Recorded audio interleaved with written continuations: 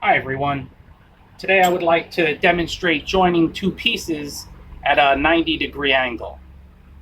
And for those who can't weld or like me who don't like to weld, I'll show another technique that's obviously available to those of us who blacksmith. And so what I would like to do is to form a fairly simple mortise and tenon. And I would also like to do it pretty much freehand with my anvil, a hammer, and then using a hole like a Pritchell hole, or you could use a hole in a solid block like this here. If I wanted to form a mortise and tenon more simply, I could probably just use my guillotine tool.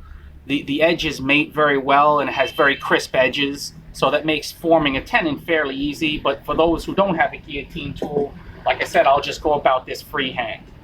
I've orientated my anvils like this. I'm going to use the smaller one because it has a crisper edge. The thing is, when you want to form a tenon, you want to try to make sure that the edges are crisp. And obviously here, there's some radius, and my hammer has radius, so you're not going to form a very clean shoulder.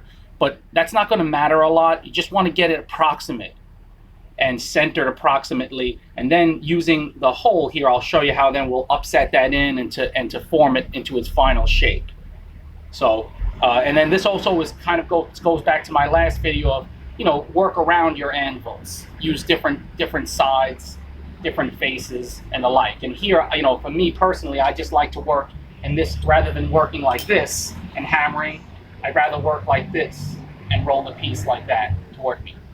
So anyway, before I begin, I want to give a shout out to two people for donations, and those people are Ron Parrott and Deborah Richards.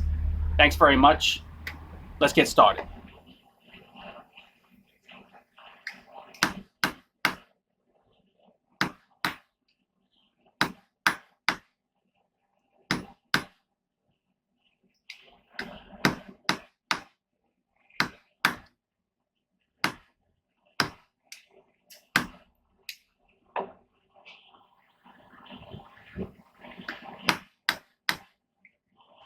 Don't be overly concerned with getting the shoulders just right at this point. Just approximate is fine. Again, the things working against you are the radius on your hammer and your anvil, and also the inability to strike so exact freehand.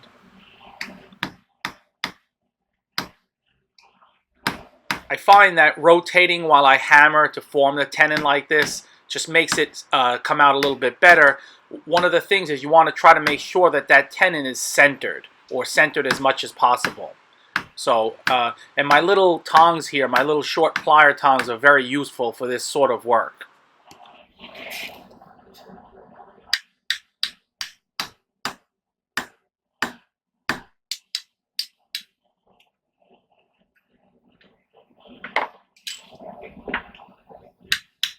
Here's where the shoulder will really come into its own, and then you can also true up any inconsistencies at this point.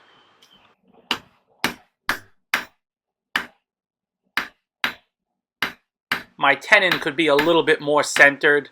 I've made better, but then again, I've also made worse, so.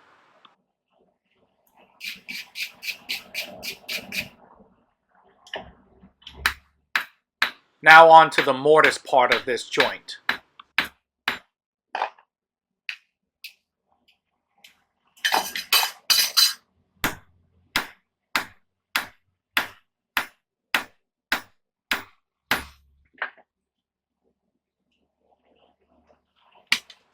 I like to take 2 heats to hot punch when working on stock that's approximately this thick.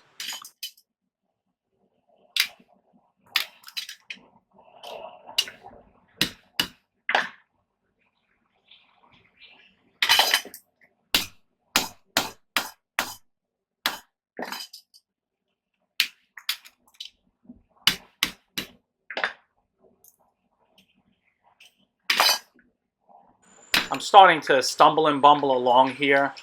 It's been a long day, and recently I've been having back issues. As they say, I'm hurting for certain.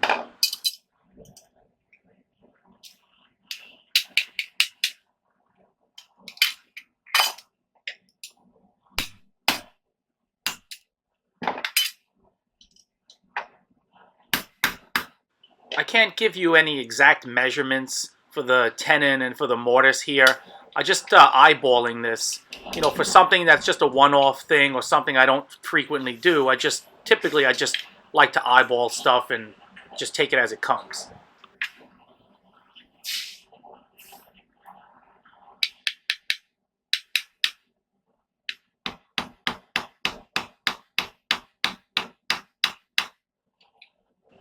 Any imperfections in the tenon or in the mortise get worked out at this point. Basically because both pieces are hot and I'm hammering them together in two different directions.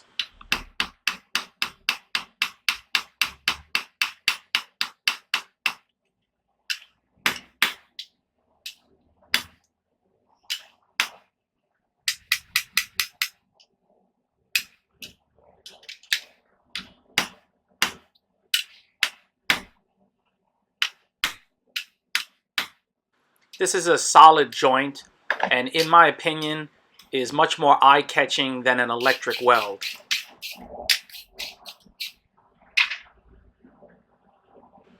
At this point, this piece could be worked into any number of items. And in fact, maybe I'll do that in a future video, use this here and make something. I want to take a second to thank everyone who watches and leaves comments on my videos. Thanks.